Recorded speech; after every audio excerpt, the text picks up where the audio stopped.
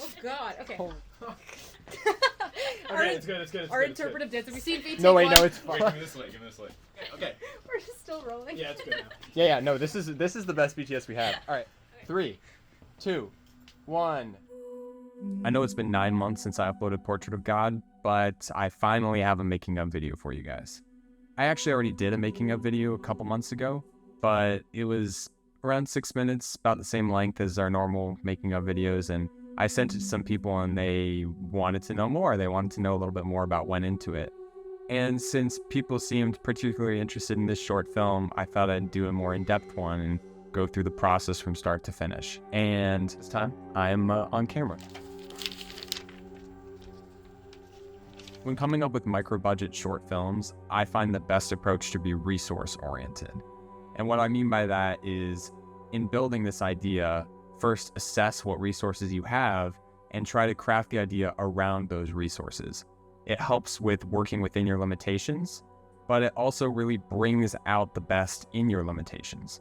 In the case of Portrait of God, I knew we had access to this room with black curtains, this projector, and this screen. I figured there was something we could do with those 3 things. From there, with the canvas set, it becomes about crafting the scariest possible short film around those resources. Given the black curtains, I really wanted to play with the idea of barely being able to see something in the dark. There are fantastic sequences in various films that have utilized this, but what if there was an entire concept that revolved around it? Something I love about these sequences is that sometimes different audience members experience different things when looking at these sequences. And that can depend on the projection in the movie theater, the type of screen they're seeing it on. The format can actually enhance the experience because not everyone is seeing the same amount in the darkness, and that's really cool. And I thought that interactivity with the audience was alluring. This difference in experience made me think about optical illusions. One stranger example is the image that went viral a couple years ago of the black and blue or white and gold or whatever you saw it as dress that kind of captivated people in the discourse around what it actually was. It got me thinking, as strange as that inspiration is, what would be the horror hook of that kind of viral image and that difference of perspective? And that's kind of what led me to the idea of the portrait. The religious lore of the painting actually came in after that. I realized how much more interesting this image and this idea of barely being able to see something in the dark would be if there was a religious connotation to it. And it became very quickly apparent how good of a pairing that was and how exciting that was. There's a religious precedent for images of angels and God being scary, so that was kind of already baked in. But then, even more so with images, there's this idea in Islam that paintings and depictions of God and the Prophet are forbidden. So there was all this religious background that you could play with that I thought was really interesting. And most exciting for me was that we could get a character who had a little bit more dimensionality. She actually wants to see this thing that we know she shouldn't, and the reason is that religious context. What do you see? Mia was played by Sydney Brumfield, who's a good friend of mine and, in addition to acting, is a screenwriter. And needless to say, she crushed it. Okay, I need 1 sec. Focus is way off. Let's just keep going. Again, go ahead. Bye. With all that in mind, the idea, the character, the resources we already had, I started writing some drafts of the script, and we were off to the races. Given such a tight deadline, I can't thank the crew that worked on this enough. Gavin was our on-set sound recordist, and this was his first time doing that role, so he really jumped into the fire like a pro. That was awesome. One of the most important auditory parts of the film were these voices that come in and describe their experience with the portrait. It's a man, or close to a man. Wrinkled, skinny. And I put up a casting call online to find voice actors who could play those parts. And we got tons of submissions, I mean literally hundreds of submissions. And I sifted through them and found 8 actors who filled those roles, and each chipped in a little bit, but their small contributions had a huge impact when put all together. So I can't thank them enough either for their contributions to this film. It's beautiful. Haze! Hold for Haze! As for lighting, Lucas was our gaffer, and he and I had the tricky task of lighting for darkness. What that means is the room she's in is pitch black the whole time, and it's really important for the sake of the premise that most of the image, and particularly certain parts of the image, are completely pitch black. But what that makes difficult is how do you light the stuff we need to see without having that light spill out and betray the darkness in the scene? So we had to figure out where those practical light sources could be coming from and really amp them up to 11. The sources we really maximized were the computer screen as her key light. The backlight was in a room behind us, and we had some fill light in the curtains because it felt a little flat to have no light at all in some of these wider shots of the screen. The most important light perhaps was the projector light, which Lucas really buffed up with this haze that gave it that volumetric, three-dimensional beams of light quality. That was really important. One of the most difficult things we had to deal with on set was that back room we didn't have access to. It was locked and there was valuable equipment in there, so we couldn't get in. And so we had to convince them to let us in and move the equipment. And it was one of those things where on set, you're not going to expect certain obstacles. And that ended up being one of the most annoying obstacles we had to deal with every time we showed up. Always remember you're going to have bizarre problems.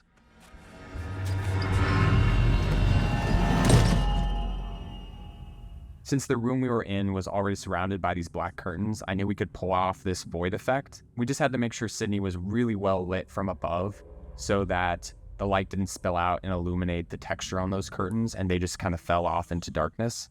Everything was done in camera except for these super wide shots, which I just made look a lot wider in post. As for the creature, it was a mix of practical and visual effects. On the practical side, our first assistant camera and assistant director, Serena, really helped out. This Thoughts is and prayers. rehearsal 98. She did the makeup for the hand on the creature, the hand that comes out of the darkness. The makeup actually looked even better in person than it did on screen. Sadly, I think that really aggressive void lighting I was talking about kind of washed out this really great wrinkly detail and texture that she did a great job on. Like the hand, the rest of the figure was a mix of practical and visual effects. And yes, that is me without a shirt in the mask directing. We can still probably use the beginning of that. Bizarre experience. Because you being down below, I think you're just not hitting her mouth. That's dead on. We got the mask as a baseline for the design, but I really wanted to make sure that that mask was the baseline and it wasn't the whole image of the creature, and we really brought a unique flair to it that was different from the mask. With some help from Hannah, I filmed myself sitting in the position that the figure is in the painting, and we put these tracking markers on the eyes. In Photoshop, I went ahead and slimmed down the physique, added glistening eyes, and created the look of the figure over the mask. For the head turning, I turned my head and we tracked on all those photoshopped elements onto the face. The body was still just a still image because those elements were only 2D and couldn't be tracked on. So what I did is I went in and just added some puppet tool in After Effects Motion to give a little bit of warping on the 2D body as the head turns to make it look a little bit more real. For the shots of me walking towards Sydney in the dark, I had to track on all these elements again, the glistening eyes with the tracking markers, and really slim down the physique because he looked a little bit strange, a little bit too much like a Stay Puffed Marshmallow or something because of how skinny he's supposed to be. I knew that some of the VFX shots throughout the film, particularly with the creature, would require test shots to run smoothly on set. In particular, the shot of the mouth opening and the light appearing required a test shot. Andrew, who's really a jack of all trades on set, really helped out in the test shot department, particularly that mouth shot. To pull off this opening mouth effect, I looked up, then looked down, and then I added the edges of the mouth and the darkness inside of it to kind of stitch everything together and make those two shots look like there were one mouth opening.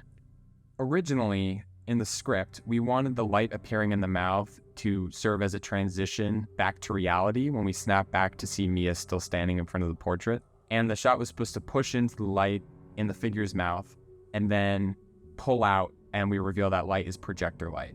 We just couldn't get it to work the way we wanted to, so in the edit, I had to change it to the more jarring snap back to reality that it is.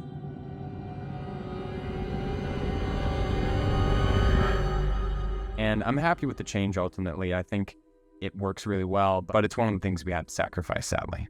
There was a lot of work I had to do in post, and it led to sacrifices and changes and a lot of experimentation, which is both exciting and frustrating. For instance, I did a bunch of different versions of the shot where the figure approaches towards Mia in the dark for the first time, in the void, but ultimately I went with a less is more with just the shot of the two eyes in the dark, and then she notices them start to move. As oversaid as it is, less is more really is the solution to most problems in filmmaking, particularly horror. I originally wrote a more extensive backstory to the painting and the figure, and I really liked what we had, but it just didn't belong in a short film. It's fun to explore these more expansive ideas, but it's important to remember what's essential for the short format and what's better left for a future expansion. The first cut of the film was actually about 10 minutes long, and that was in part because of that expanded backstory, but also because of a short segment in the film that we cut out where Mia looks up into the darkness by the screen and sees what she thinks might be the figure standing next to the portrait. And we shot the sequence, and I did the VFX for it, and it worked all right on its own, but in the context of the film, particularly with pacing, it just wasn't necessary. And it was another example of less is more.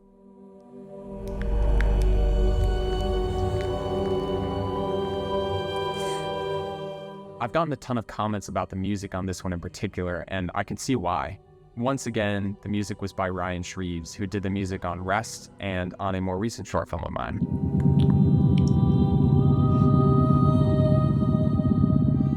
I realized that I've never talked about how I work with Ryan, so I want to talk just a little bit about how we work together. When I edit, it helps a lot for me to have music, but that music isn't Ryan's. Ryan's music comes in later.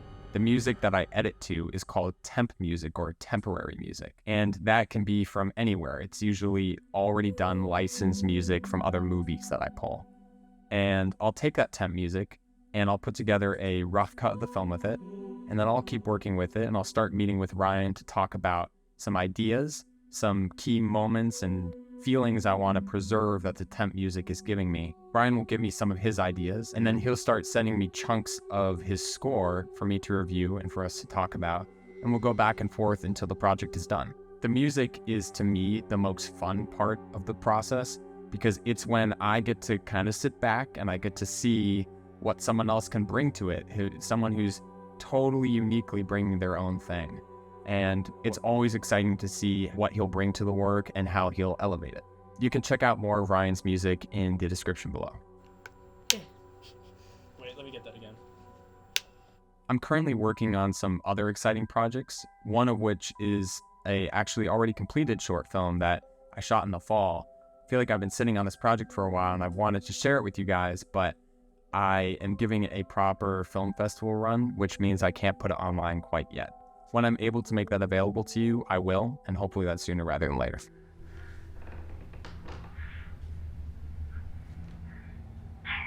The crew on this project, Serena, Lucas, and Andrew in particular, actually also make their own short films, some of which I've helped on. You can check out the links below to their stuff. Well, all right then. Honey, I'm home. It's time. Projector. Oh, fuck. That would be important. No. In other news, it means so much to me that anyone would have any interest in these films or these making of videos. I want to thank you all for subscribing, sticking around. I know I don't upload that frequently, so I appreciate you bearing with me as I work on stuff that you can't see quite yet, and I'm excited to share with you. To have just passed 60,000 subscribers is crazy, and I'm really excited to share with you whatever is next. So thanks so much.